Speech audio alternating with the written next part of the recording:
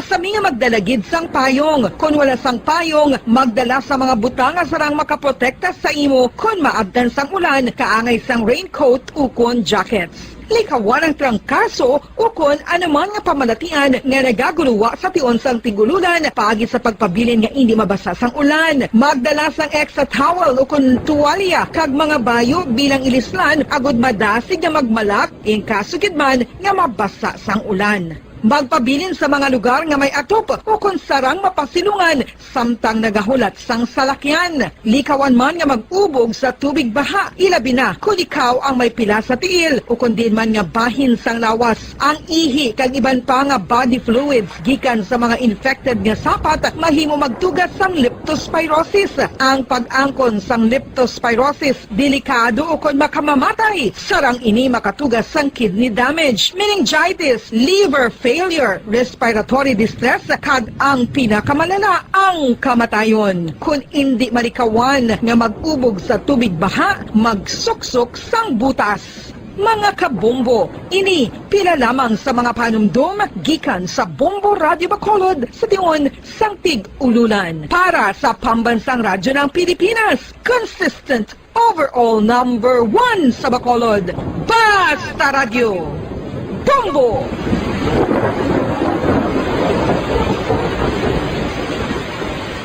Ano ang RA 9003? Yari ang mga butang nga dapat mo mahibaluan angod sa Ecological Solid Waste Management Act of 2000. Ang Section 10 nagamando sa decentralization sang waste management o kung paghaboy sang basura. Sa iya implementing rules, ginamanduan ang mga barangay nga magtukod sang Barangay Solid Waste Management Committee. Ano ang mga katungdanan sang Barangay Solid Waste Management Committee? Pagbahin-bahin kag koleksyon sang madunoton, ma-compost kag ma-recycle nga basura, pagtukod sang materials recovery facility, pagsumiter sang bulanan nga report sa munisipyo, pag-organisar sang multi-purpose environment cooperative ukon asosasyon. Pagbalay sang solid waste management program sang barangay, pagpain kag pagpangita sang pondo, pagpahamtang sang core coordinators. Ang Section 21 nagamando sang pagbahin-bahin sang basura sa ginhalinan sini kag sa pagpatuman sang no segregation, no collection policy. Ang Section 32 nagamando sa pagtukod sang materials recovery facility sa kada barangay ukon cluster sa mga barangay. Sandig naman sa citizen suit provision sa Section 52, may gahom ang sino man nga magpasaka sang kaso sibil, kriminal o kon administratibo batok sa kay sino man nga nagalapa sa mga provision sang layi, napaslawan sa pagtuman sa ginamando sang layi kung sino man nga naghatag sang mando nga nagasupag sa mga provision sang Republic Act 9003. Ginadumilian man sang layi ang tanan nga sahi sang pagsunog sang basura, mangin ang pagsunog sang basura sa ugsaran. Ginadumilian man sang Clean Air Act ang pagpadukot sini. Yari ang mga ginadumilian nga hilimoon sa idalom sang Republic Act 9003 o kon Ecological Solid Waste Management Act of 2000 ag ang mga silot sini. Ginadumilian ang paglapta, paghaboy kag pagtambak sang basura sa pampubliko nga lugar, kaangay sang karsada, sidewalk, kanal, estero o kon parke o kon ang pagpahanugot sa sini nga mga hilimoon. Multa nga 300 pesos tubtob 1,000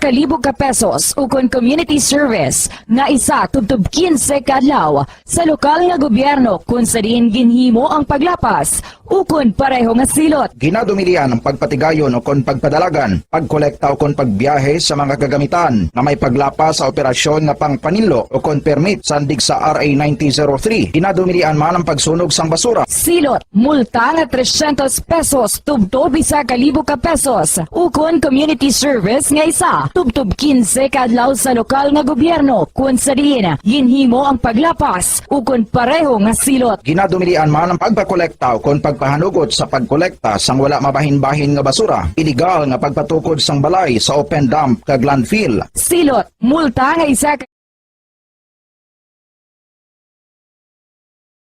Wanag na nakadepende sa alert level metrics kung ibababa na sa mas maluwag na alert level 1 ang Metro Manila. Guideline naman sa pagbabalik ng group activities at non-contact exercise fitness facilities inilabas. Target na maging upper middle income country ang Pilipinas posible raw sa susunod na taon. Ang ekonomiya ng ating bansa balik na sa pre-pandemic status first quarter ng 2022 ang target. Ang Daragalbay naman posibleng ilagay sa area of concern depende sa resulta ng investigasyon sa namatay na 3 aspirant ng Sorsogon. At sa ating climate change update, yung Climate Change Summit, lumagpas daw dun sa itinakdang oras. Sa ating sports balita, paglalaro ng basketball, pinayagan na ng mga Metro Manila mayors ayon yan sa MMDA. Bago sa detalye, kami ang inyong magiging tagapagbalita. Ako si Bombo Jane Buna. Ako naman si Bombo Dennis Hamito at ngayon sa ating mga detalye. Antabay tayo mga kabombo dahil may mga malalaking development dyan sa Palacio del Gobernador sa Comelec. At bago ho yan, kuha muna tayo ng iba pang balita. Inaprubahan na ho kasi ng Commission on Elections o Comelec ang 2,000 na dagdag honoraria. Ito ho ay kasama yung iba pang allowances ng mga poll workers na magsisilbi sa 2022 elections. Ito'y kasunod na rin ang pag-apila na taasan pa yung honoraria dahil sa nararanasan na mga adjustment, kaugnay pa rin ng mga paghahanda sa May 2022 elections at mas mahabang oras daw ng pagboto ang gagawin. Mangyayari ito dahil sa inaasahan ng mga adjustment dulot pa rin ng mas mabagal na proseso ng pagboto dahil sa pandemic protocols. Sa isang resolusyon ay pinahayag noon pong Nobyembre 10, ngunit isinapubliko lamang nitong araw ng Biyernes binalangkas ng poll body ang halagang babayaran para sa mga election workers. Kabilang na ho sa mga poll workers ang chairman ng Electoral Board, mga miyembro nito, ang DepEd Supervising Official, support staff at medical personnel. Isang bagong kategorya ang nakalaan din ho dito. Sa chairperson ng election board ay 7,000 pesos. Ang members naman ng election board ay may 6,000 pesos na tatanggapin. Yung DESO ay 5,000. Yung support staff ay meron hong matatanggap na 3,000. Yung medical personnel na magmamantini at mag-oobserba ukol ho sa mga issue, pangkalusugan, lalo na ho at kinakailangan i-monitor yung minimum health protocols, meron naman silang matatanggap na 3,000 na karagdagan. At bukod nga sa kanilang honoraria, ang election board chairman, members, DESOT, yung support staff ay makakatanggap din ho ng 2,000 travel allowance, twice ho yan doon sa 2019 rate. Makakatanggap naman ng 1,000 na travel allowance sa mga medical personnel sa araw ng halalan.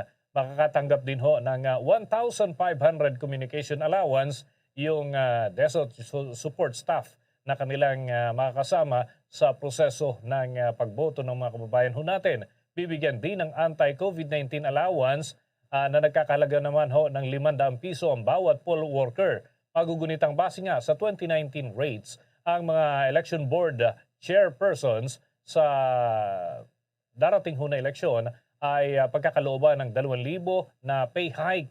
Ang mga miyembro naman ng election board ay may 2,500 at ang DESOT, yung support staff, may 3,000 na pagtaas. Una na hong umapila ang Department of Education para ho sa 3,000 across the board pay hike para sa mga guro at nagsisilbi ho sila sa bilang poll workers kaya ho kinakailangan ng dagdag na suporta. Pang mga balita sa Senator Bongo, sinamahan ni Pangulong Duterte sa paghain ng COC bilang presidential candidate. Ating alamin ang mga pangyayari ngayon mula sa Comelec. May live report si Bombo Elmar Acol. That's right, Bombo Jane, Bombo Dennis. Kumusta ang signal natin ngayon dyan? Narito tayo mismo sa may harapan itong Comelec, ang head office sa Intramuros, lungsod ng Maynila, Bombo Jane. Okay, loud and clear, Bombo Elmar. Itong lugar ko ngayon dito ng Bombo Radio Philippines, matahimik na, matiwasay, nakahinga na ng maluwag ang mga tao dito. Kanina naman, Bombo Dennis, you can just imagine, nawala na yung ating mga tiyatawag na mga protocols, yung mga restrictions, bumuhos dito yung maraming mga supporters, maging yung makagawad ng media. Talagang hindi magkamayaw. Meron tayong kasabihan na hindi mahulugang karayom. Itong lugar ko na tayan kanina, talagang punong-puno ito dito. Nadagdagan pa ito ng napakaraming mga pulis mula sa Presidential Security Group, yung convoy ng Pangulong Rodrigo Duterte at maging yung SWAT team ng Manila Police District at napakaraming media at mga supporters itong si Senator Bongo. kanina nga mismo agaw pansin dilan sa mismong ang Pangulong Rodrigo Duterte pa ang nagsama kay Senator Bongo ugnay po naman ang kanyang pag-withdraw sa pagka-vice presidente at ang substitution siya na nga ay tatakbo bilang presidente ng Pilipinas. Surprisingly, another party hindi na sa PDP laban itong Cozy Wing. Sa ilalim ng tinatawag nilang PDDS, itong Federalismo ng Dugong Dakilang Samahan. Ang namumuno nitong PDDS ay ang senatoriable ng ruling party na si Secretary Greco Belhica. Sa ilalim na siya tatakbo dyan. Now, itong nagmistulang sinyalis, itong pag-substitute ng kanyang mga abogado nitong si Davao City Mayor Sara Duterte Carpio ng kanyang COC pag-file dito ang kanyang pagtakbo sa pagka-vice presidente, nagbistula itong domino effect. Sumunod na rin itong si Senator Bato de la Rosa at Senator Bongo. Pero ang ipinalutang din dito ni Secretary Andanar, ang PCCO, ay posibleng tumakbo din daw ang Pangulong Duterte sa Lunes. Pero that remains to be seen unless otherwise kung matuloy yan, Bombo Dennis. So ngayon ay usap-usapan lamang muna yan dahil sa meron pa naman sa Lunes. Kanina, Bombo Dennis, itong si Senator Bongo nagpaliwanag sa kanyang pagtakbo. Sorpresa din ito, sapagkat nung nakalipas na linggo, siya ay halos maiyak sa pag-aatras niya balakin sa pagka-vice presidente, pero ngayon ay tatakbo na sa pagka-presidente. Narito ang ilang bahagi ng pagpapaliwanag nitong si Senator Bongo sa pagtakbo na sa pagka-presidente ng Pilipinas. Narito. Kapwa ko Pilipino. Mahal ko si Pangulong Duterte. Ayaw kong masaktan ang ating mahal na Pangulo. Kung kailangan kong magsakripisyo at tumabi, alang-alang kay Pangulong Duterte, yun po ang aking ginawa. Pagpapatuloy ko ang tunay na pagsiserbisyo, tunay na malasakit, at tunay na pagbabago. Yun po ang ipagpapatuloy ko. Senator, anong ipapangako ninyo sa ating mga kababayan pag kayo nanalo? Ipagpapatuloy ko po yung magagandang programa ni Pangulong Duterte. Lahat ng magagandang programa, ipagpapatuloy ko at dadagdagan ko pa po. Dadagdagan ko po. Why a sudden change of plan? Bakit biglang presidente po? Ma'am, mahal ko si Pangulong Duterte. Ayaw kong merong masaktan at sumama ang loob. Ako po, kung kailangan po umiwas ako po'y umiwas. Alang-alang na lang po kay Pangulong Duterte at sa mga sambayan ng Pilipino. Mahal ko ang aking kapwa Pilipino. Gusto ko pong magserbisyo sa kanila. At pangako ko sa inyo, walang isang oras, walang minuto na masasayang. Magsiserbisyo po ako sa inyong lahat. Umiwas meaning ayaw mong makalaban si Mayor Sara Duterte? Opo.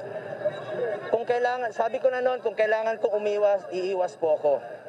Alang-alang sa partido, alang-alang kay Pangulong Duterte. May partido po ako. Wala pong standard bearer ang ating administration. Sabi ko, I accepted the challenge. Kung kailangan ko pong mag-step up, alang-alang sa partido. At para lang po maipagpatuloy yung mga pagbabagong inumpisa ni Pangulong Duterte. Sino pong magpapatuloy? Diba? Sino pong magpapatuloy? Kung wala pong papalit. So yung Go Duterte tandem, sir, tuloy na tuloy na? Sa ngayon po, ang masasagot ko is yung go muna. Antayin muna natin ang desisyon ng ating mahal na Pangulong Duterte. Sir, are you ready to be the next president knowing that 3 taon pa lang po kayong senador, sir? Ma'am, kung trabaho lang po ang pag-uusapan, araw-araw ko po, alam ko po ang trabaho ni Pangulong Duterte. Napakahirap po ng trabaho ng isang Pangulo. Napakahirap po. Pero sisikapin ko po ang lahat po. Gagawin ko po ang lahat ng aking makakaya tulad ng ginawa ni Pangulong Duterte. Para lang po may pagpapatuloy ang lahat ng mga programa. At dadagdagan ko pa po. Dadagdagan ko ng magagandang programa. Programang nagmamalasakit sa ating kapwa Pilipino. Lalabanan nyo po the likes of Bongbong Marcos. Kaya nyo ba yun, sir? Tingin nyo kaya nyo matalo? Ma'am, lahat po yan magagaling at qualified. At bilang Pilipino po, ang inaasahan ko lang po, yung mga Pilipino, ang pwede ko pong mai-offer sa kanila, ang pwede ko lang po mai-offer sa mga Pilipino, yung sipag ko po at pagsiservisyo sa aking kapwa Pilipino. Yung totoo Belmar. Nga naging instant press conference sa open area nito na talagang naging messy sa English, talagang napakagulo. Bombo Dennis, binabanggit ko nga rito yung wala na yung physical distancing. So mismo nanggaling na kay Senator Bongo, wala pang kasiguraduhan hanggang sa Lunes. Dahil sa kung tatakbo naman ang Pangulong Duterte sa pagka-vice-presidente, syempre makakalaban niya ang kanyang anak, ang kanyang presidential daughter. So yan pang kabang-abang Bombo Dennis. So wala pa yang katiyakan hanggat hindi nangyayari na mag-file mismo itong si Pangulong Duterte kung talagang tatakbo. Dahil sa kanyang anak naman din ay tatakbo naman sa pagka-vice presidente Bombo Dennis. Sa ngayon Bombo Dennis, iba't ibang mga partido politika na rin ang nag-alignment ngayon, at nag-aagawan. Katulad nitong Partido Federalismo ng Pilipinas, si Senator Bongbong Marcos ay nais niyang gawing running mate itong si Mayor Sara Duterte. Ang Lakas CMD at ang dating partido ni dating Pangulong Gloria Macapagal Arroyo ay kanilang sinusuportahan din itong magiging tambalan kung sakasakali itong Bongbong at ginarin ay Mayor Sara Duterte. How's that, Bombo Dennis? Okay, ang tanong ko lamang, Bombo Elmar, nakita ko rin kasi dyan sa video, etong si Secretary Alfonso Cusi, siya yung pinuno naman itong PDP laban, Cusi wing, kasi may kabilang wing. Anong reaction niya? Parang inihatid niya pa, pero ibang partido na pala ang dadalhin itong si Senator Christopher Bongo, Bombo Elmar. Alam mo, Bombo Dennis, nakausap ko itong si Secretary Cusi, ang siyang tumatayong presidente ng Cusi wing ng PDP laban. Yun na rin ang kanilang susuportahan, Bombo Dennis. Naniniguro din lamang sila na hindi madidisqualify ang kandidatura nitong Senator Bongo dahil sa meron pang nakabinbin dito sa COMELEC, Bombo Dennis, yung dalawang paksyon ni Senator Kiko Pimentel at ginarin itong si Senator Manny Pacquiao. O itong PDDS ay ito ng partido ngayon na tatakbuhan ni Senator Bongo, Bombo Dennis. Okay, so kailangan kasi, Bombo Elmar, pagka itong Commission on Election, sa araw ng eleksyon, ay nag-i-issue ng kopya ng election returns at ibinibigay sa ruling party. Tapos yung iba pang qualified na mga partido. So paano magiging diskarte dyan na, Bombo Elmar? Lalo't parang naabandon na tuloy yung ruling party, yung PDP laban, at itong si Senator Manny Pacquiao, nanumpa siya, nag-register siya as candidate, presidential candidate ng another party. Hindi ng PDP laban na kanyang binitbit. And then, here comes Senator Bongo, itong PDDS, Bombo Elmar. So, anong nakikita dyan ng mga opisyal sa COMELEC na magiging kahihinat na nito, Bombo Elmar? Bombo Dennis, ang basa ilang political analyst dito, since politika tayo, Bombo Dennis, ito nga yung sinasabi rito na puro addition, ang mga maraming possibility, sa mga susunod na araw, Bombo Dennis, kasi mag-realign kasi ito, Bombo Dennis, yung PDP laban, nandyan din yung Lakas, nandyan yung Partido Federal ng Pilipinas. So mangyayari, mag-iisang na lamang sila, alyansa, Bombo Dennis. So hindi malayong mangyari na magkaisa yung mga partido na umaayon dito sa gobyerno at meron din naman tayong mga opposition din naman, Bombo Dennis, na mabibigyan din naman ng tinatawag naman na certificate of canvass sa pagsapit. So hindi yan magiging problema, Bombo Dennis. So bukas pala, Bombo Dennis, walang opisina ang COMELEC. So ang mangyari ito sa Lunes, tinan natin kung meron pang mga surprises, pero so far, yan ang nangyari ngayong araw ito, Bombo Dennis. Pero mukhang bitin pa yung sorpresa na yan, Bombo Elmar, dahil may upcoming event pa pala. Itong para dito kay Pangulong Rodrigo Duterte, kung magiging pinal na pa siya. Dahil sa loob lamang ng ilang oras, nagkakaroon ng matinding pagbabago, Bombo Elmar. So, kasama ba dyan si Secretary Andanar, Bombo Elmar, na nag-post ng ilang statement tungkol dito nga sa magiging development katulad nung kay Senator Christopher Bongo at kay Pangulong Duterte na sumama nga dyan sa filing ng Certificate of Candidacy. That's right, tama ka dyan, Bombo Dennis, katulad ng ilang mga cabinet members, si Secretary Andanar, siya nagpalutang, pero sabi nga natin, abangan pa natin yung mga susunod na kabanata niya ng Bombo Dennis sapagkat kung Unless otherwise makita na natin yung dokumento, ay doon lamang talaga matikikita na totoo kung mag-file. Pero hanggang sa ngayon, yan lamang ay pinapalutang na mga senaryo, Bombo Dennis. Pero so far, yung ngayong araw, yan ang mga surprises, parang biglaan din na Bombo Dennis, sapagkat mula kagabi, sinasabi nitong si Mayor Sara, wala pa siyang plano ngayong araw. Pero all of a sudden, may mga turn of events sa Bombo Dennis. Pero ang nakita nating malinaw dito, itong grupo ni Sir Bongo na bumuhos dito ay talagang organisado. Mga nakaprint na itong Bongo for President. So yun ang mga nangyaring senaryo dito kanina, Bombo Dennis. Okay, with that, maraming salamat, Bombo Elmar. Mag-ingat kayo dyan. Alright, mula rito sa may lugar, yung kanan ko pala, nandito yung Manila Cathedral, yung lugar ko, nasa likod ko yung Comelec Head Office. So mula rito sa Intramuros, Maynila, ito si Bong Vilmar ako nagulat para sa Pambansang Radyo ng Pilipinas. Basta Radyo, Bombo. The coronavirus infectious disease or COVID-19 pandemic update. Nakapagtala mga kabombo, mga ka-Star Nation ng panibagong halos 2,000 na mga kaso ng COVID-19. Yan ho'y karagdagan. Kaya meron na ho tayong kabuuan na 2,815,080 na mga positibo sa COVID-19 o mga nagpositibo since day 1 ho yan na monitoring ng Department of Health. Yung active cases natin sa kasalukuyan ay umaabot sa 29,382 habang yung new number of deaths ay 238. Kaya ho meron na tayong kabuang 45,272 na fatalities dito sa Pilipinas. Yung mga nakarecover naman ay umaabot sa 1,696 ang mga bagong gumaling. At sa record ng Department of Health, ang kabuuan ho ng mga tinamaan ng COVID pero nakarecover, gumaling, ay nasa 2,740,426.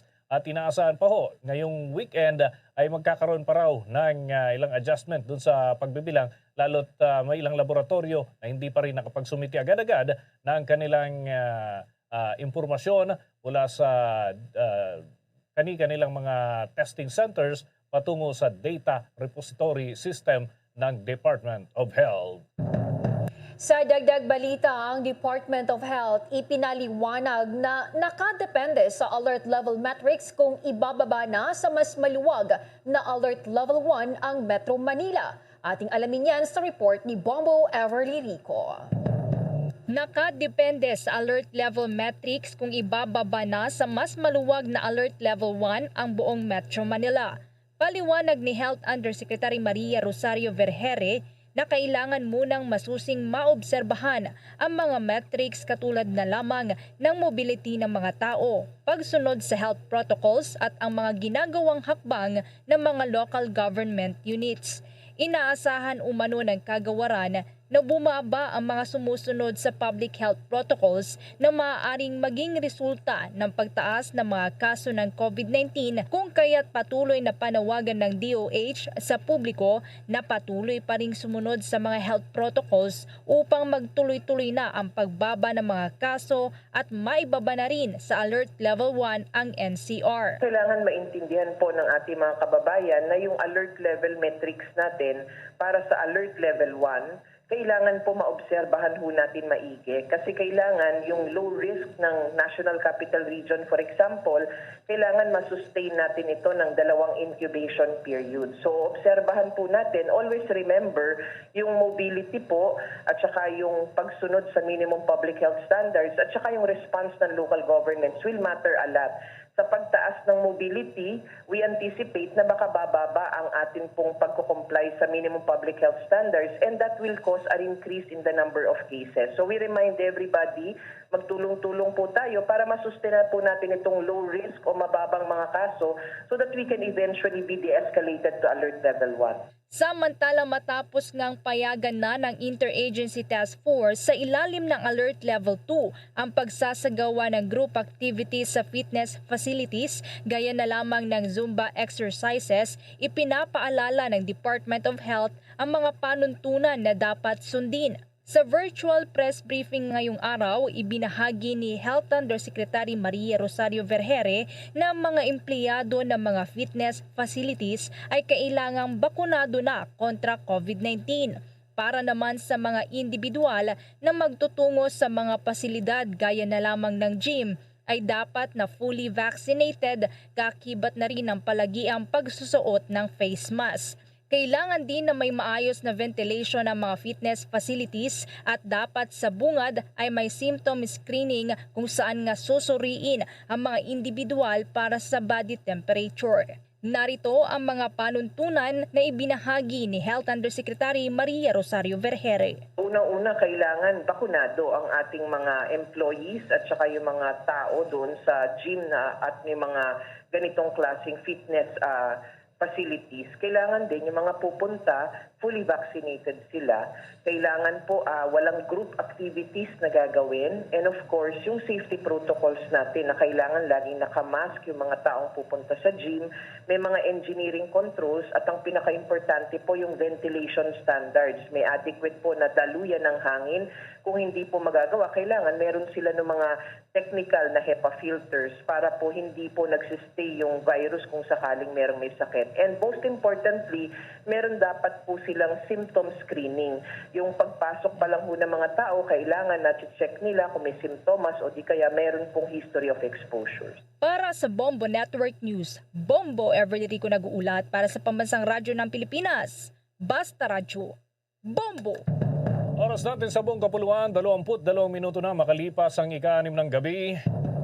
Sa dagdag pa ho nating mga balita, yung target daw na maging upper middle income country ang Pilipinas. Posible raw yan sa pagsapit ng 2022. At yung ekonomiya ng ating bansa ay bumabalik na doon sa pre-pandemic status. At yan ay inaasahan din, nagaganda pa sa mga susunod na buwan. May pag-uulat si Bombo Raymond Tinasa.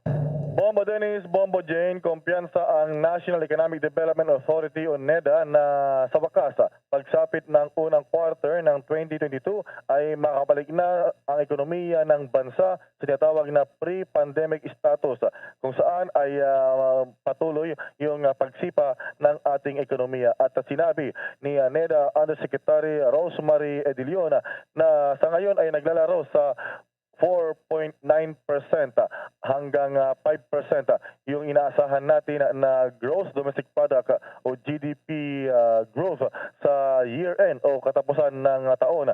At umaasa rin daw ang NEDA na pagsapit nito ay posible na tataas pa.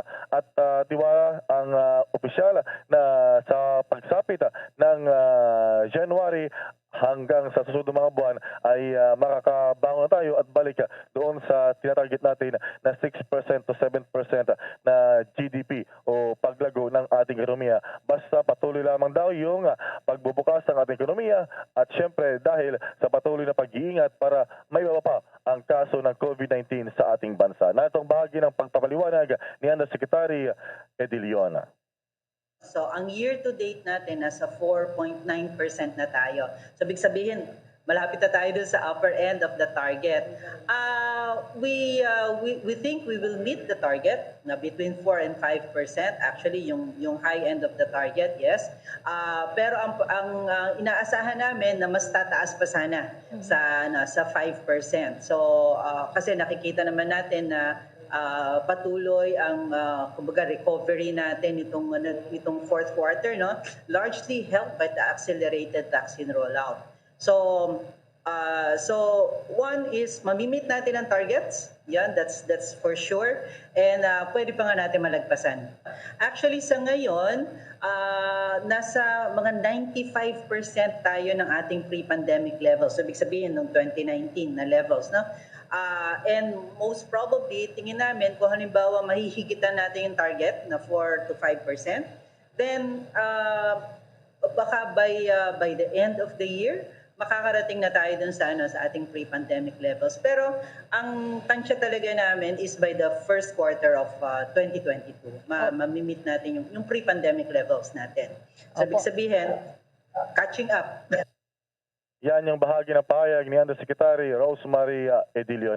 Samantala, maliban dito ay mayroon pang isang magandang projection yung ating mga economic managers at mga eksperto sa ekonomiya kung saan ay pagsapit din daw ng 2022 ang target na magiging upper middle income country ng Pilipinas ay magiging posible na. At sinabi rin ni Yusek Padilion or Edilion na ito ay batay sa mga lumalabas na mga kumbaga ay development sa ating ekonomiya. Katunayan, ayon kay Yusek Edilion, dapat ay 2020 pa tayo naging upper middle income country, pero dahil nga sa pandemya ay hindi ito natuloy. Kaya posible na sa 2022 ay mangyayari na ito. Ano nga ba yung tinatawag na upper middle income country? Ito ay kapag ang isang bansa gaya ng Pilipinas ay gumanda yung pamumuhay ng mga mamamayan, tumaas ang ating credit rating, at the same time yung per capita halimbawa ay yung tinatawag na low income country ay nasa $1,000 per capita, pero kapag magiging 3,600 o mas mataas o triple yung per capita ay ito ay tinatawag na upper middle income country, at ito ay magpapahikayat ng mga investment at mga pamumuhunan para makalikha ng mga trabaho, at syempre lalaki yung tsansa ng trabaho, at syempre maging yung mga sahod ay tataas din. Narito pa ang nagdag na pagpapaliwanag ni Yusek Edilion. Again, God willing yun, na by 2022, marireach natin yung upper middle income country.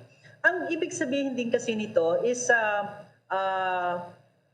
patuloy na umaangat ang antas ng kabuhayan natin, no? So, matagal tayong actually lahat ng mga bansa is matagal na nag-stay sa lower middle income country status.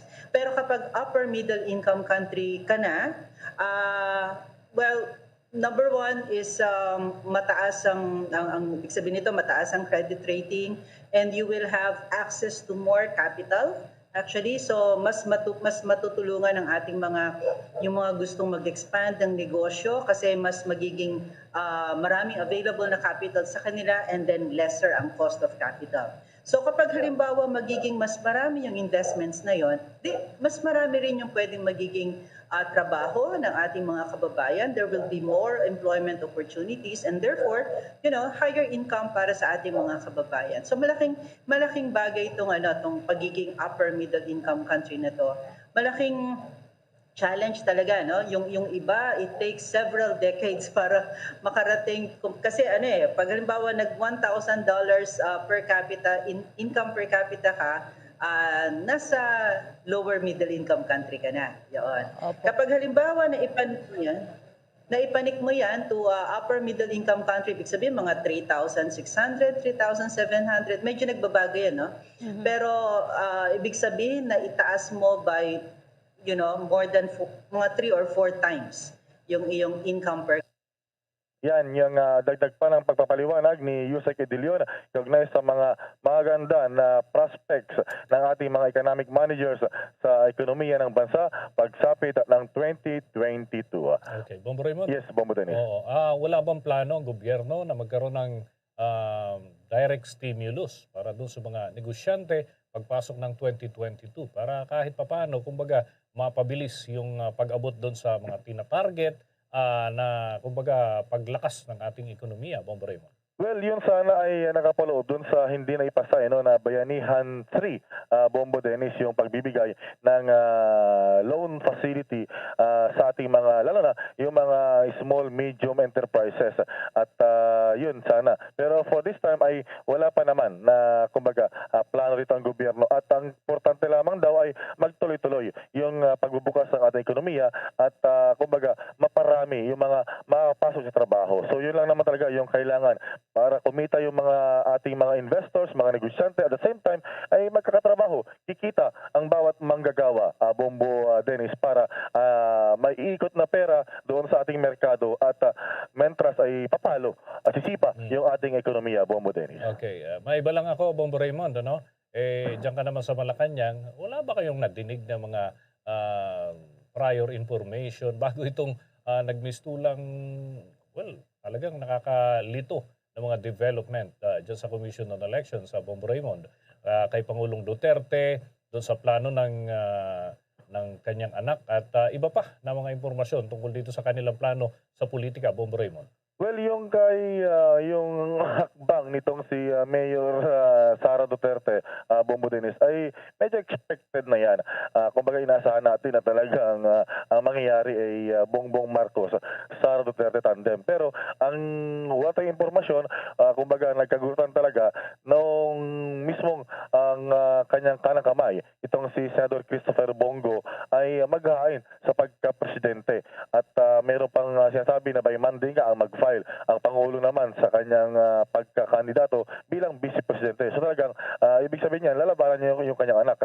So wala talaga, hindi namin napag-usapan, wala kaming impormasyon, Bombo Dennis, na itong mangyayari ito yung development na yung mismong ama ay babanggain yung kanyang anak kung matutuloy yung kanyang paghain ng COC bilang Vice President, Bombo Dennis. So talagang nagkagutan talaga kanina. Maliban na lamang nung biglang nag-post nga si Secretary Martin Andanar na kanyang sinabi na yung kanyang presidente ay si Senador Christopher Bongo, Bombo Dennis. Sige. Sabagay, meron pa namang araw ng linggo para magkausap-usap sila at kung sakasakali, panibagong mga adjustment. Anyway, abang-abang tayo, Bombo Raymond. Maraming salamat. Basta ito talagang greatest show on earth. And hindi lamang sa Pilipinas siguro dahil nakabang din yung buong mundo doon sa magiging eleksyon natin. Lalo na pag itong mga senaryo, Bombo Dennis, talagang ang dami maglalaban-laban. So kanya-kanyang hatian ng boto dyan at tingnan natin kung sino yung papalarin na maging Pangulo na lamang at Vice-Presidente sa ating bansa. Para sa Bombo Network News, Bombo Raymond Dinazo nagulat para sa pambansang radyo ng Pilipinas, Basta Radyo, Bombo! Sa iba pang balita, inanunsyo naman ng Philippine Statistics Authority o PSA na nasa mahigit 3.1 million Philippine Identification Cards o PhilID cards na ang na-deliver sa mga registrant sa buong bansa. Sa ulat ng kagawaran, may 6 na milyong PhilID cards pa ang nakatakdang i-deliver ng Philippine Postal Corporation sa mga susunod na linggo. Ayon pa sa PSA, maliban sa door-to-door PhilID delivery, inihahanda na rin ang PhilSys Mobile ID na magsisilbing alternatibong digital ID ng mga registrant habang hinihintay ang PhilID cards. Ang Step 3, ang huling hakbang sa PhilSys registration at dito na ini-issue ang PhilSys number at PhilID cards. Sa mga dagdag na report pa na ating kukunin mga kabombo, yung vaccination by school trial isisimula na raw dyan sa mga local government units, particular ho dyan sa Navotas at yan ho ay sa kalagitnaan ng buwang kasalukuyan. Alamin ho natin ang mga update dyan kay Bombo Marlene Padiernos. Sisimulan ng subukan ng lokal na pamahalaan ng lungsod ng Navotas ang isasagawang bicycle vaccination sa San Jose Academy sa darating na November 15 hanggang November 16. Sa isang pahayag na inilabas ni Navotas City Mayor Toby Chanco, sa kanyang Facebook post ay sinabi nito na ang nasabing bakunahan ay bukod pa sa regular scheduled vaccination na kasalukuyan ng isinasagawa din sa lungsod ng Navotas. Aniya, para makapagpabakuna ang mga estudyante ay dapat na nakapagparehistro na ang mga ito sa online registration site ng lungsod na www.covax.navotas.gov.ph. Napagkasundoan na din aniya ang pagkakasunod-sunod ng mga paaralan kung saan isasagawa ang mga bakunahan sa pamamagitan ng bunutan na ginawa naman ng mga principal at school heads ng mga paaralan sa lungsod. Ayon sa alkalde, itutuloy ng kanilang lokal na pamahalaan ang trial ng vaccination by school sa lungsod kung madami ang bilang na mga pupunta dito upang magpabakuna. Kung hindi naman ay mapipilitan na lang din aniya sila na gawing by scheduled na lamang ang magiging bakunahan sa mga paaralan sa lungsod. Hinihikayat naman ni Navotas City Mayor Toby Chanco ang mga magulang ng pabakunahan ng kanilang mga anak upang maprotektahan ang mga ito laban sa sakit at mabawasan na din ang takot at pangamba na mahawahan ng mga ito ng COVID-19 virus. Samantala, pinag-aantabi naman ng lokal na pamahalaan ng iba pang mga paaralan sa mga susunod pa pang ilalabas na schedule para sa bi-school vaccination. Para sa Bombo Network News, ako po si Bombo Marlene Padiernos, nag-uulat para sa Pambansang Radyo ng Pilipinas, Basta Radio, Bombo! Hinimok naman ng Department of Health ang mga lokalidad na gamitin ang kanilang mga regional office sa pagtugon sa nakikitang kakulangan sa syringe para yan sa mga bakuna laban sa COVID-19. Ito'y matapos iniulat ng ilang lokal na pamalaan ang kakulangan ng mga ito. Sinabi ng ahensya na dapat makipag-ugnayan ang mga local government units sa kanilang mga regional office para maipamahagi o mabili ang mga syringe para sa mga bakuna sa mRNA dahil ang ilan sa mga pondo ng ahensya ay nakalagak doon. Ang 0.3 ml syringe ay partikular na ginagamit upang magbigay ng mga bakunang uri ng mRNA gaya ng Pfizer at Moderna COVID-19 shots. Nauna nang sinabi ng kagawaran na nakakuha ito ng 44 million na naturang mga syringe mula sa UNICEF, ngunit naantala ang delivery.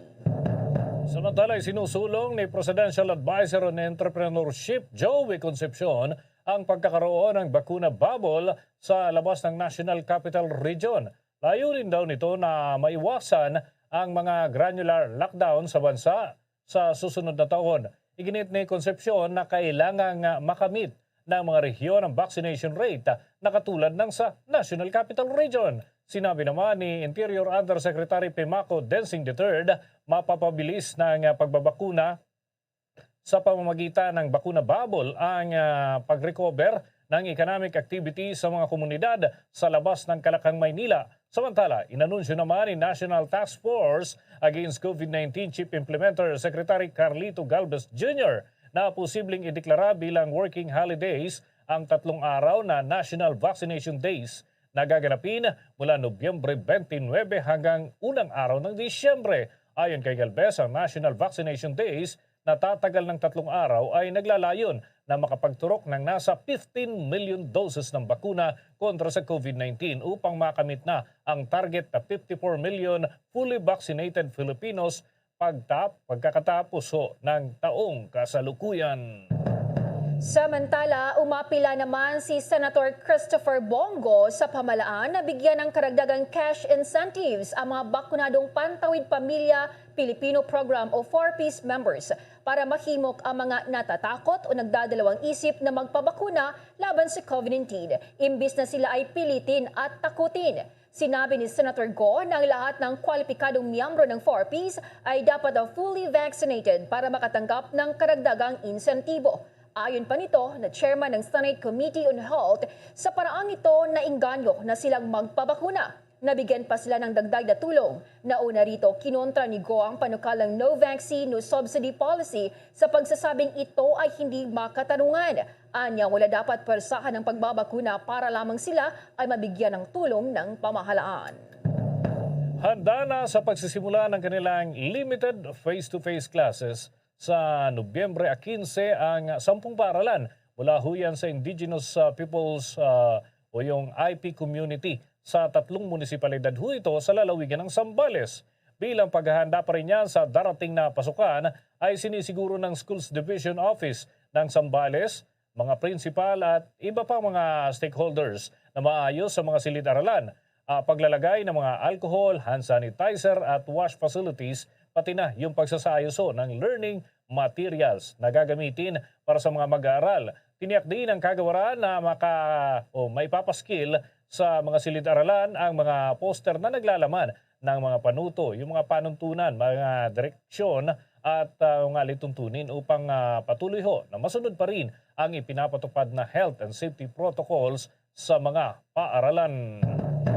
Samantala, kabilang sa mga eskwelahan pala, mga kabombo, na magbubukas ang classes sa darating na Lunes, yung mga sumusunod, yung Banawen Elementary School sa San Felipe, Belbel Elementary School, Burgos Elementary School, Manggisgis Elementary School, Murasa Elementary School, Neblok Elementary School, Nakulkol Integrated School at Palis Integrated School sa Butolan ho ito. Yan pa rin sa Zambales, Baliwet Elementary School, yan sa San Marcelino at yung National High School dyan ho sa San Marcelino kasama rin ho dito. Inaasahan naman ho na aabot sa mahigit 500 ang bilang ng mga mag-aaral at 75 na mga guro mula sa kindergarten hanggang sa grade 3 at senior high school technical vocational strand ang muling magbabalik ho sa kanilang eskwela.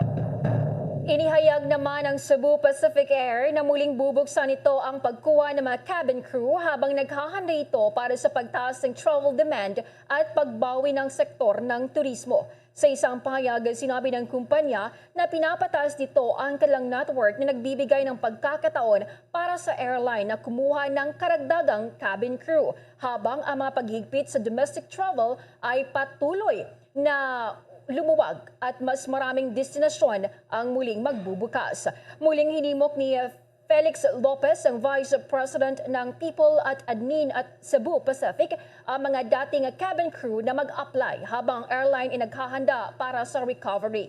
Ang mga kamakailang pagunlad sa pagtugon sa COVID-19 ng bansa ay nagbigay daan para sa higit na pagbangon sa mga sektor ng paglalakbay at aviation, ayon yan sa airline. Sinabi nito na ang patuloy na pagtaas ng bilang ng mga fully vaccinated at ang pagbaba ng mga bagong kaso ng COVID ay nagdulot ng inaasang pagpapagaan ng mga paghihigpit sa quarantine sa maraming bahagi ng bansa. Sinabi nito na nakamit na nila ang 100% vaccination rate para sa active flying crew nito sa pamamagitan ng sarili nitong employee vaccination program, ang JG Summit COVID Protect at iba pang partnership sa mga local government units sa bansa.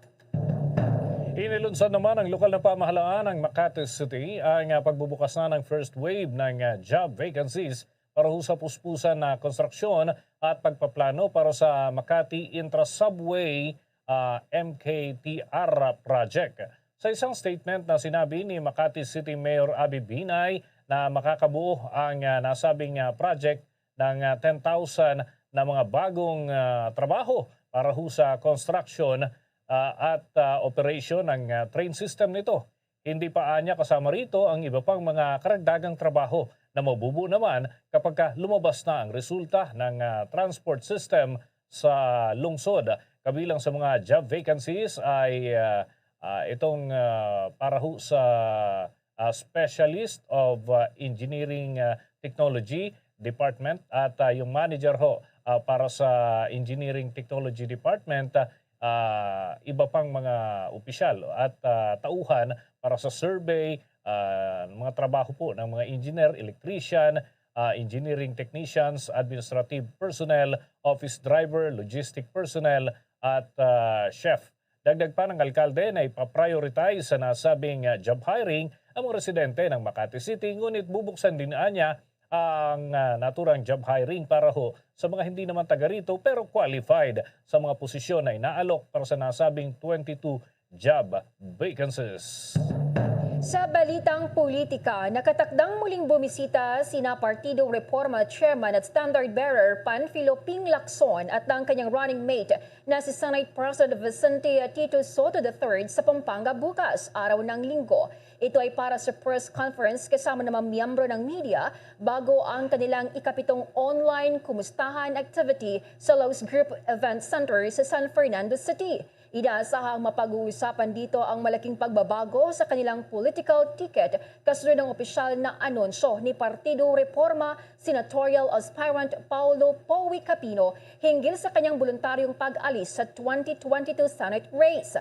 Makakasama ni Lacson at Soto sa Pampanga ang iba pang Partido Reforma sa senatorial candidate na sina Dr. Mingita Padilla at Monsur del Rosario. Gayon din si dating Quezon City Mayor Herbert Bautista na tumatakbo sa pagkasenador sa ilalim yan ng Nationalist People's Coalition ng NPC. Una nang nakaharap ni Lacson at ng mga senatorial candidate ng Partido Reforma ang mga Pampangueño sa Mexico Municipal Hall habang si Soto na chairman ng NPC ay nakasama sa pamamagitan ng Zoom noong Oktubre 29. At sa mga balitang politika pa rin mga kabombo, mula dyan sa lalawigan ng Pampanga, isang grupo ang nagtungo doon naman sa Central Visayas. Itong kampo naman ni Senator Manny Pacquiao bumisita at may mga hakbang. May mga plano din ang naturang grupo ay pinangako para sa mga Cebuano kaugnay ho ng kanilang pagbisita roon. May update ang Star FM Cebu. Dumating sa Cebu kaninang umaga si presidential aspirant at incumbent Senator Manny Pacquiao at nakipagkita sa kanyang mga supporters sa kanyang pagbisita sa Cebu. Nakipagpulong ang senador sa mga local leaders ng MP3 Alliance ng Cebu City na kinabibilangan ng PDP Laban, PROMD at PCM Alliance Agreement. Pangatlong beses na itong bumisita si Pacquiao sa lungsod mula September. Sa isang panayam, sinabi ni Pacquiao na plano niyang itigil ang korupsyon sakaling mahalal na Pangulo. Anya tututukan niya ang pabahay, trabaho at pagbangon ng ekonomiya. Samantala, magkaisa namang dumalo sa kasal kanina ang ilang mga presidential aspirants, kabilang si Pacquiao, Lini Robredo at Isko Moreno. Ito'y matapos kinuha silang principal sponsor sa kasal ng anak ni Cebu South District Representative Bibot Abellanosa na ginanap sa isang simbahan sa General Maximum Extension nitong lungsod. Maliban pa, dumalo rin sa kasal sina former Cebu City Mayor Tomas Osmeña at asawa nitong si Margot, Representative Martin Romualdez at showbiz icon Vilma Santos. Mula Star FM Cebu para sa Bombo Network News, Star DJ Kevin Stone nagulat para sa pambansang radyo ng Pilipinas at #1 radio network in the country. Basta Radyo, Bombo!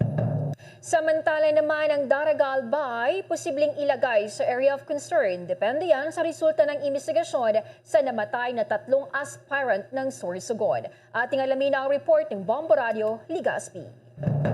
Posibleng maisama sa areas of concern sa papalapit na eleksyon ang Daraga Albay depende sa magiging takbo ng isinasagawang investigasyon ng PNP. Ito ay kasunod na pagkakadiskubre na bangkay ni na incumbent Municipal Councilor Helen Garay, Karen Avirilla at Saber Mirasol na pawang tatakbo bilang local official sa Sorsogon sa loob ng ukay-ukay sa Barangay Busay. Sa panayam ng Bombo Radio Ligaspi kay Provincial Election Supervisor Attorney Maria Aurea Bubunaw, inaantay pa umano ng COMELEC ang magiging desisyon ng PNP kung election-related ang pagkamatay ng mga biktima at kung ilalagay bilang election hotspot ang lugar. Ipapalabas na lamang ito ng Commission and Bank sa 2 linggo ng Nobyembre kasabay ng panibagong resolusyon para sa 2022 elections. Nabatid na itinuturong suspect sa krimen si Peter Joy Mil at Vincula alias Bicoy na pinakauli umanong nakausap ng mga biktima bago ito natagpuang wala ng buhay. Depends upon the assessment of the PNP and AFP. Hanggang po sa kasalukuyan baga, data paaram kung ano ang mga motibo, whether it's personal, it's political, wala pa pong clear. Ang bagay naging pahayag ni Provincial Election Supervisor Attorney Maria Aurea Bubunaw. Yan ang ulat mula rito sa Bombo Radio Ligaspi para sa Bombo Network News. Bombo Romeo Bilardo Jr. para sa Pambasang Radyo ng Pilipinas, the #1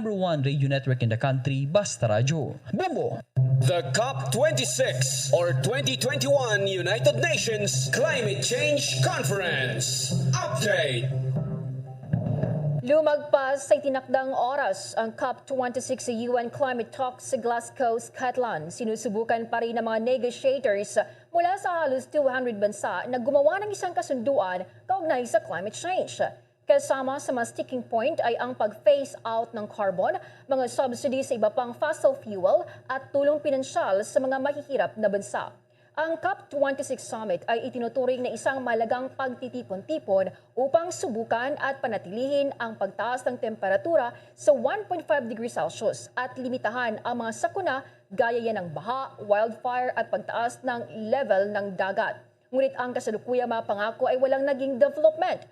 Kung kaya ay daan-daan mga delikado ang umalis sa lugar ng conference sa Glasgow upang sumali sa mga nagpuprotesta sa labas. Nauna nang pinalakpakan ang Tuvalu's Climate Minister matapos ang isang madamdaming pananalita kung saan sinabi niyang literal nang lumulubog ang kanyang bansa.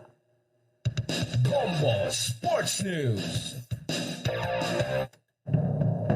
Napagkasunduan ng Metro Manila Mayors na payagan na ho ang basketball games sa National Capital Region o dito sa Metro Manila para huyan sa mga fully vaccinated individuals. Nilinaw naman ni Metropolitan Manila Development Authority o MMDA Chairman Benhur Abalos na depende sa mga malalaro kung magsusot ito ng face mask o hindi na. Habang naglalaro ay kinakailangan pa rin ho ng iba yung pag-iingat.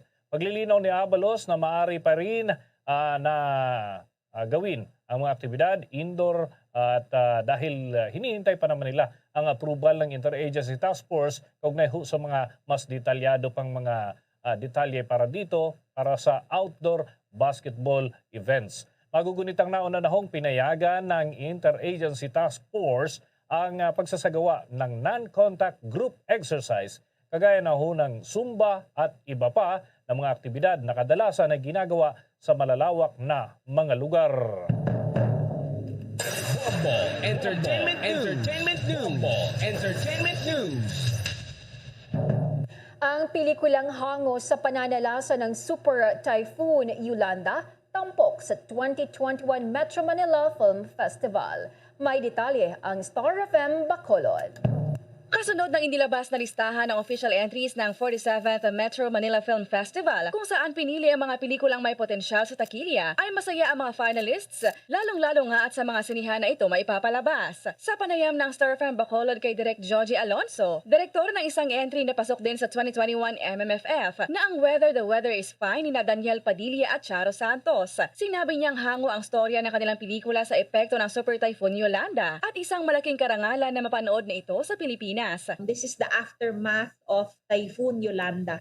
So, magastos masyado yung pag-recreate ng mga eksena na kunwari binagyo. Kaya kinailangan namin ng maraming funding. Natapos namin bago mag-pandemic at mabuti na lang kasi ang cast namin doon ay libu-libong mga tao. Magugunitang noong isang taon ay sa digital platforms lang ipinalabas ang MMFF entries. Kaya maraming umaray na producers dahil hindi nila na-recover ang kanilang puhunan dahil mabilis itong napirata. Magbubukas ang 8 pelikula sa Pasko, December 25, 2021 hanggang January 7, 2022 sa mga sinihan na kamakailan lang ay nag-reopening. Yan ang balita mula dito sa 95.9 Star FM Bacolod. Para sa Bombo Network News, Star DJ Jessie nag-uulat para sa Pambansang Radyo ng Pilipinas. Basta Radio, Bombo!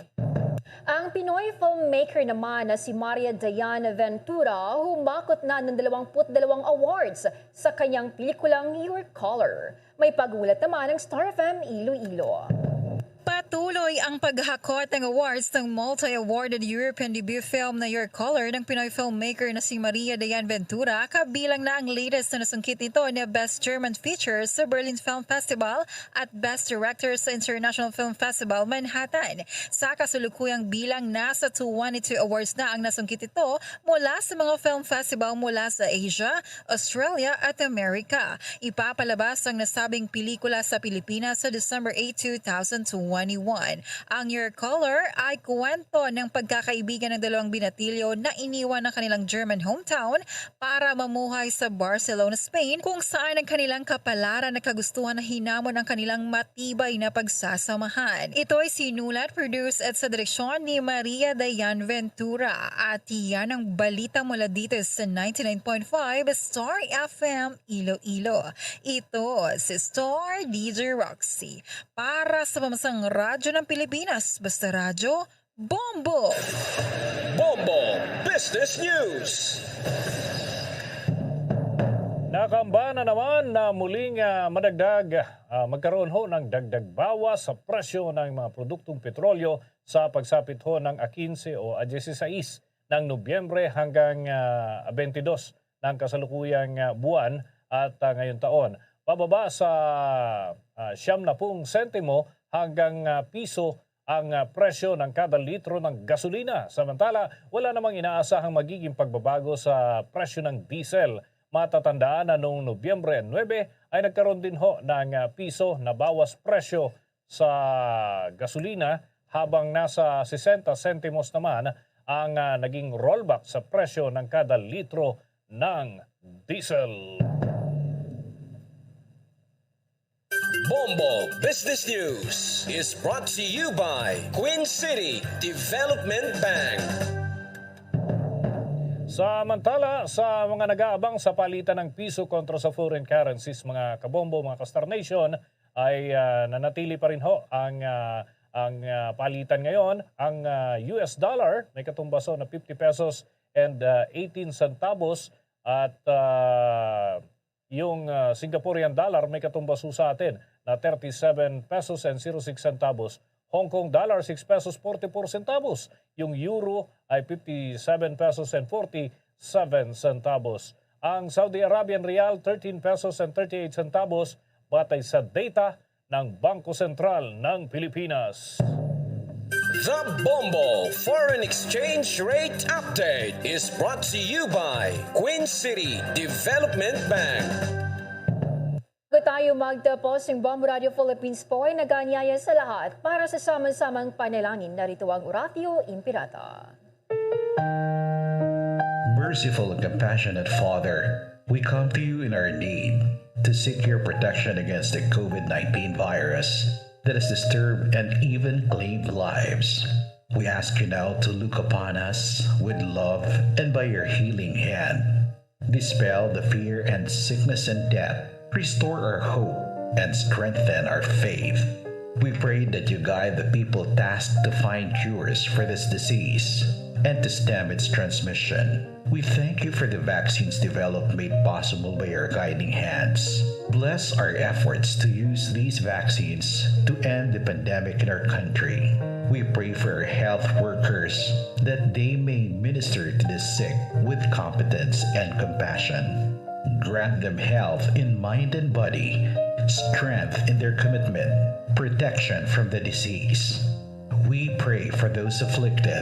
May they be restored to health. Protect those who care for them.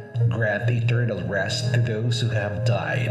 Give us a grace in these trying times to work for the good of all and to help those in need. May our concern and compassion for each other see us through this crisis and lead us to conversion and holiness. Grant all these through our Lord Jesus Christ, your Son, who lives and reigns with you in the unity of the Holy Spirit, God, forever and ever. Amen. Luzon, Visayas at Mindanao. Yan ang kalipunan ng ating mga balita sa panggabing edisyon ng Bombo Network News. Muli narito ang ating mga naging headlines. Si Senator Christopher Bongo sinamahan ni Pangulong Rodrigo Duterte sa paghahain ng Certificate of Candidacy bilang presidential candidate. Si Senator Bato de la Rosa naman umatras na sa kanyang presidential bid habang si Pangulong Duterte ay posible raw mag-anunsyo ng kanyang kandidatura sa pagka-vice presidente sa darating na Lunes.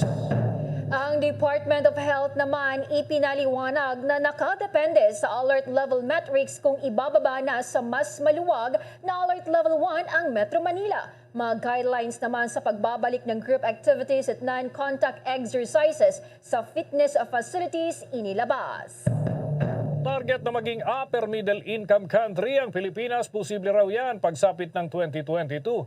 Ang ekonomiya ng bansa ay balik na sa pre-pandemic status sa first quarter ng susunod na taon. Ang Daraga Albay naman posibleng ilagay sa area of concern depende sa resulta ng imbestigasyon sa namatay na 3 aspirant ng Sorsogon. At sa ating climate change update, yung Climate Change Summit ay lumagpas daw dun sa naitakdang oras. Samantala sa sports balita, paglalaro ng basketball, pinayagan na ng mga Metro Manila mayors. Ayon yan sa MMDA.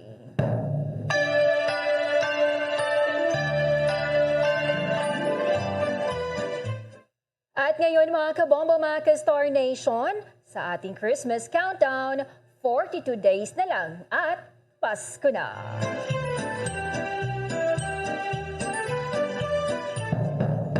Para sa karagdagang balita at impormasyon, maaaring mag-log on sa www.bomboradio.com. Mula sa Bombo News Center, Makati, kami ang inyong mga naging tagapagbalita. Ako si Bombo Jane Buna. Ako naman si Bombo Dennis Hamito para sa Pambansang Radyo ng Pilipinas, Basta Radio. Bombo! At sumainyo ang kalipunan ng maiinit at pangunahing mga balita sa Bombo Network News. Hatid sa inyo ng Pambansang Radyo ng Pilipinas, Bombo Radio Philippines. Pa Radio Bombo! 5 dekada nang nagtataguyod ng katotohanan. 5 dekada nang nagtatanggol sa mga mamamayan. Patuloy na nagsasaliksik at mabilis maghatid ng mga balitang siksik at malaman. Patuloy na nangunguna sa mga issue, drama, promo at serbisyo publiko. Ito ang Bombo Radyo Bacolod, ang pambansang radyo ng Pilipinas. Pa Radio Bombo! Nakahibalo bala kamo nga sunod sa latest statistics ng World Health Organization o WHO nga kapinakaron sa 800,000 ka mga tawang nagakapatay kada tuig bangod sang paghikog. Kag ang suicide among isa sa mga leading causes sang kamatayon sa mga pamatanon nga nagapangidaron sang 15 tubtob 19 anyos. Paano naton mabuligan ang aton mga teenagers in distress o kung mga pamatanon nga makabig suicidal? Yari ang pila ka mga tikang mangin sensitibo sa mga tawo nga ginaduhaduaan nga may plano nga mag-suicide. Kung may maobserbahan o kung makitaan nga mga senyales, hindi ni pagbaliwan